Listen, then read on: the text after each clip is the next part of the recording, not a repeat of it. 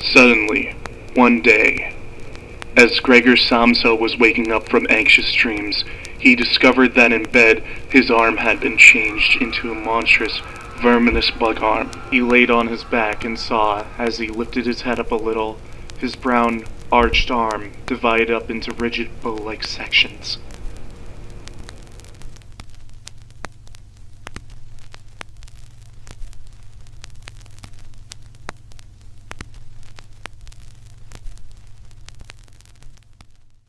One of the first Sinner source materials I ever read, The Metamorphosis by Franz Kafka, is actually something I regard as one of the most important pieces of literature ever made. Why that is, we'll get into later, but at the moment, let's focus on something else.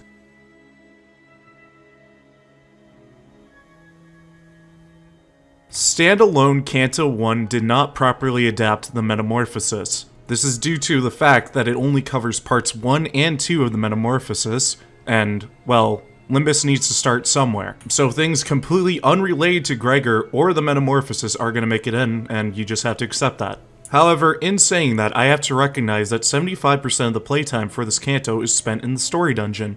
And the story dungeon for this canto, and what it covers for Gregor, is really good. I think translating Gregor Samsa to a war survivor was actually a good choice. Since Gregor himself could never outwardly express himself to others, the conscious choice to make him a war-torn veteran who brings insight to the Smoke War, one of the most important events in the series that we've only heard snippets of, was a smart decision.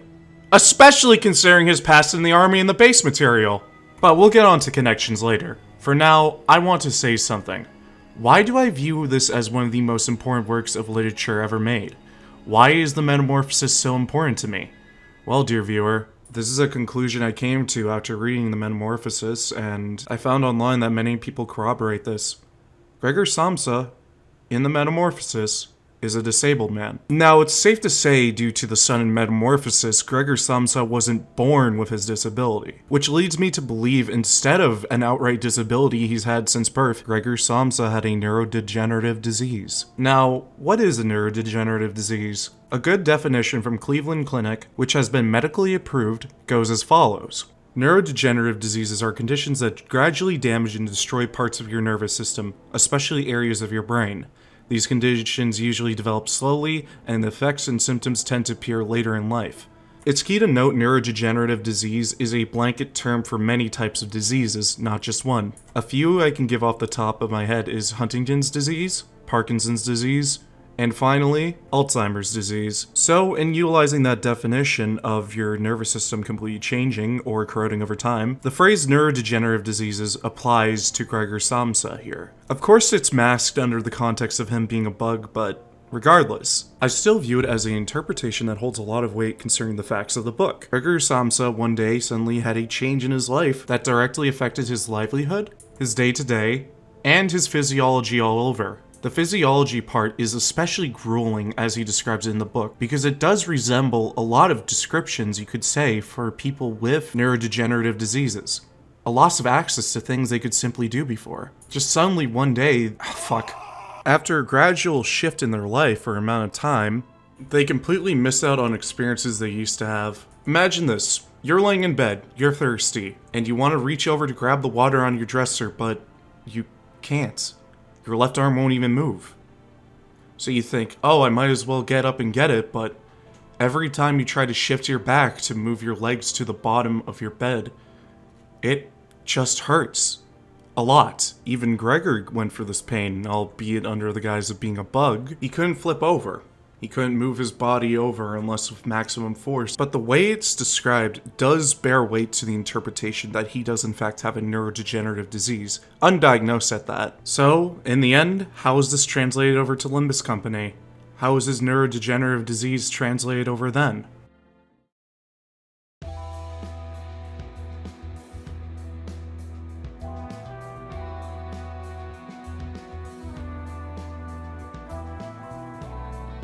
Gregor's disability in Limbus Company is represented from his bug arm, rather than his whole body like we've been led to believe. This could be due to the fact that he hasn't completed his metamorphosis Gregor is also often shown to be insecure about his bug arm. Typically in early cantos, when sinners made jokes about it, he would get often upset. It's very important to note that Gregor would not get upset in the way where he's angry or wants an apology, but he swallows his emotions and allows them to continue ridiculing him, despite how much it hurts. Despite how his physical augment, or in my interpretation a disability, was forced onto him by his mother. Gregor lacks anger. That quote will be important later, so please keep it in mind. But we'll move on to other IDs now. All of Gregor's IDs in one way or another have a focus on his right arm, or what should be there. Some being literally his bug claw, some being amputated, outright feeding into my theory of it being a physical disability, and a lot of them being prosthesis. Like a whole lot. Like a bunch. Like I need to record this clip for so long because there's a lot. There's also the other category of 2 IDs with physical augments that specifically make it harder for his right arm to work, in the context of day-to-day life, not combat. I think these are done as perfect translations of Gregor's disability with his right arm, and perfectly support the idea that this in fact is a representation of his physical disability. His right arm, or in one case his left leg, is an executive design choice that they've made time and time again. And no, it's not because it looks cool. It looks really fucking cool, by the way. Anyways, moving on. A lot of Gregor's IDs and their ties to the metamorphosis is more subtle than you might think. One thing about his IDs and the themes that they present is his sacrifice for his family. I mean, one of his IDs literally has that as a skill. In the metamorphosis, it's mentioned multiple times that Gregor Samsa sacrificed years of his life to pay off his parents' debt regarding his father's failed business venture. Despite how in the book he ends up admitting to hating his job, he still went through with it as a sacrifice for his family. His body was entirely changed, and all he could think about was helping his family. Gregor Samsa, despite working in a job where he's not highly respected, regardless, tried to make things right for his parents, for his little sister, for everybody in his family. He had no reason to do this, nothing of the sort. He had no ties binding him. He could quit at any time, but he didn't. Gregor even had planned out to send his sister to a conservatory even if he went more in debt, just so she could fulfill her dream of being a professional violinist. No matter how much he had consumed him,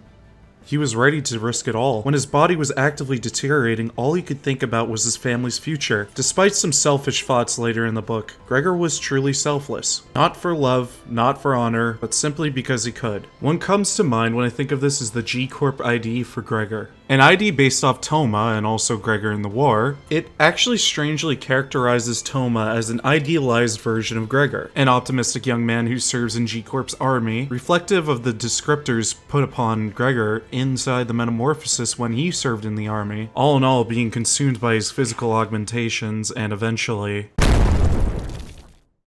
it consumes him, and his uptie reflects this. Gregor is losing himself actively as a soldier in war, putting his mind and body at risk while losing his humanity.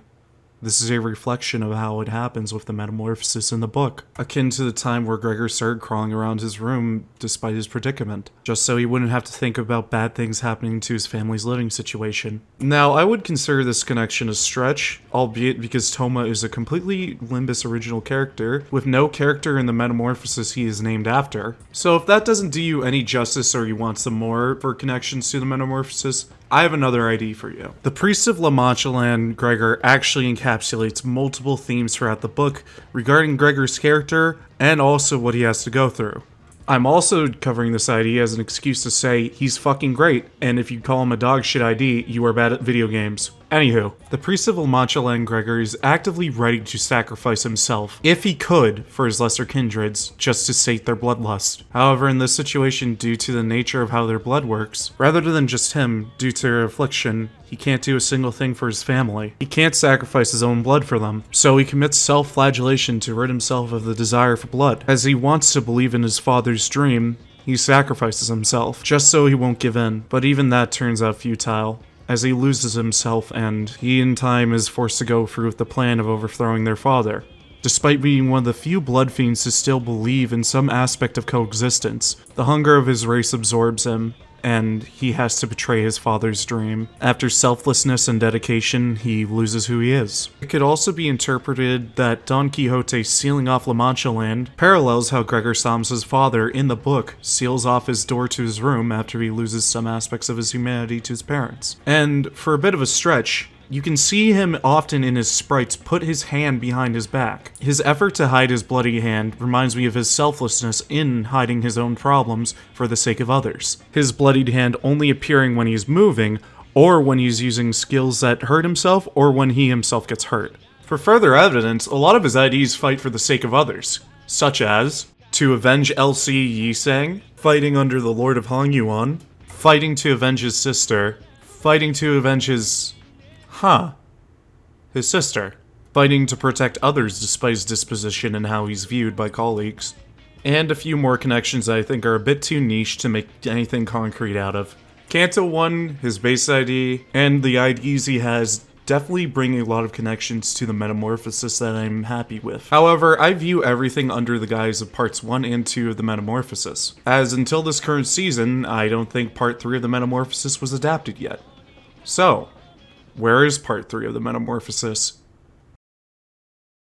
우리는 검은 날개 소리와 함께 어둠 속에 둥지를 튼다. 왕국들은 멸시스럽고 영구 불변하게 행진한다. 그러다 어느 날 너희가 잠든 침대 위의 안락한 자리에서 갑자기 나타나 삶을 부러짓고 발악하다 사라져갈 때까지 천천히 갉아먹어 치울 것이다. 행진, 섭취, 번식, 섭취, 삭제, 재생.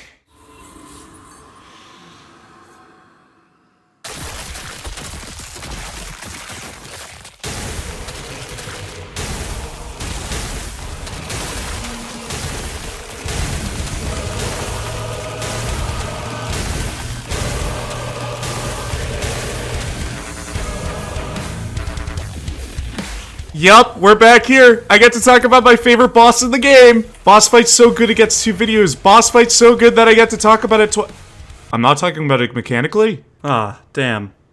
Oh well, it's still cool. The Roach Emperor boss fight is a perfect marriage of both Limbus's lore and the lore of the Metamorphosis. The reason for this being, I view it as a true adaptation of the third part of the book, albeit to an extreme degree, but one that perfectly ties in how Gregor viewed himself in the Metamorphosis, specifically during Act 3, while also giving that original Limbus spin for how deeply affected and wounded he is from the Smoke War.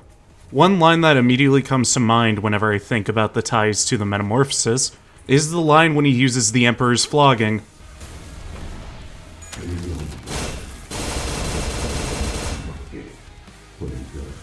The specific mention of a window is very important to me, considering it was one of the areas of his room that brought Gregor some sort of solace, some sort of peace, some sort of satisfaction. It gave him a feeling of freedom even though he was in those cramped walls, but over time, he started to recognize less and less things outside of it, as he got condemned by the Metamorphosis in his room, and lost that freedom. The truth of it is, my interpretation is that Act 3 Gregor is the Roach Emperor. To further corroborate this, see what he says when he loses all of his protecting pests.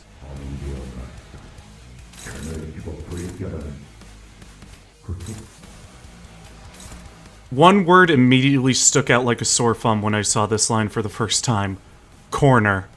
The aspect of a corner is so important to the Metamorphosis, considering that that's where Gregor condemned himself in Act 3, so his family could use his living space as sort of a storage area. Gregor would actively stay in this corner not to worry his family, but sort of an act of defiance as well. He wanted dust cleaned in his room, but his family couldn't understand him, so he rotted. Gregor rotted in the corner of his room, the darkest, filthiest area of his room. It got so bad, despite neglecting him, they did hire a cleaning maid just to make sure it was all clean.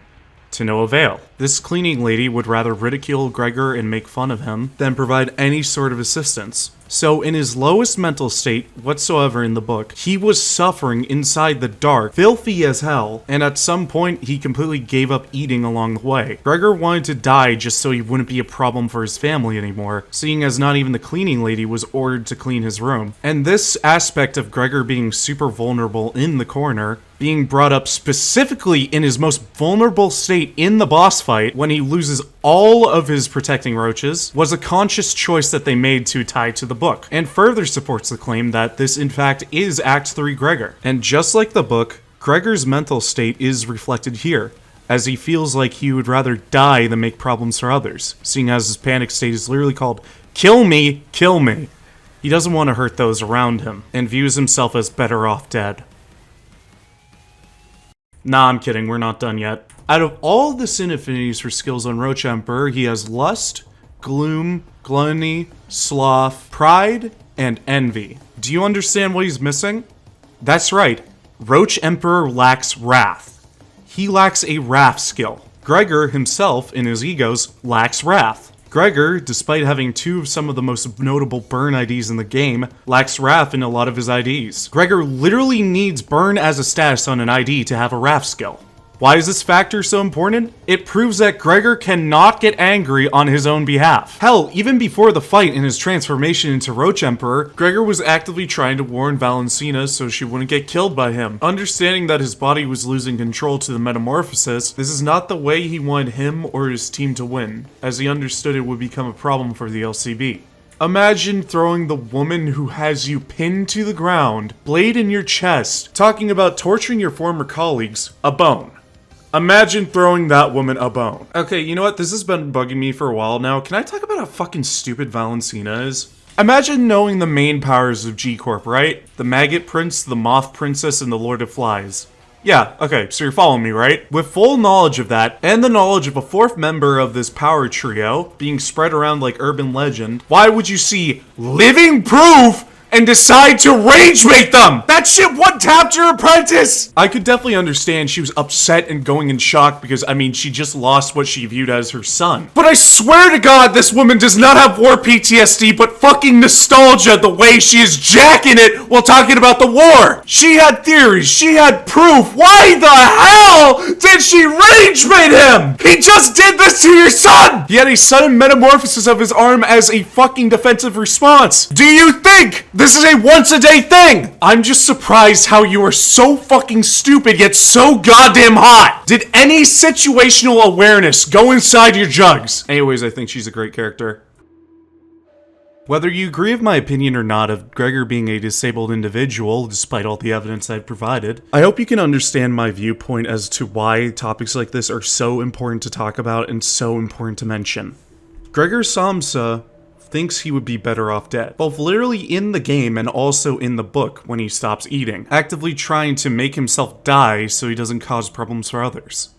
That's just who Gregor is. Despite his ailments, despite his metamorphosis, he didn't want this either, and in the moment, he views himself to be better off dead, which is a viewpoint shared by a lot of individuals of disabilities, both at the time of the Metamorphosis's publication and also in modern day. And being vulnerable for a second, it's one I shared too. I read The Metamorphosis last year, and seeing such a good representation of how it truly feels to be a disabled individual that wasn't intrusive, didn't make fun of you, it felt like during the entire time before I read The Metamorphosis I was under the water, and I had a breath of fresh air just then after reading it. The Metamorphosis is important to me. I view it as one of the most important pieces of literature for the reasons I've explained before, and it truly made me feel seen and heard about my own disabilities. Gregor Samsa is an amazing character, both in the Metamorphosis and in Limbus Company, and I sincerely hope he has his happy ending one day.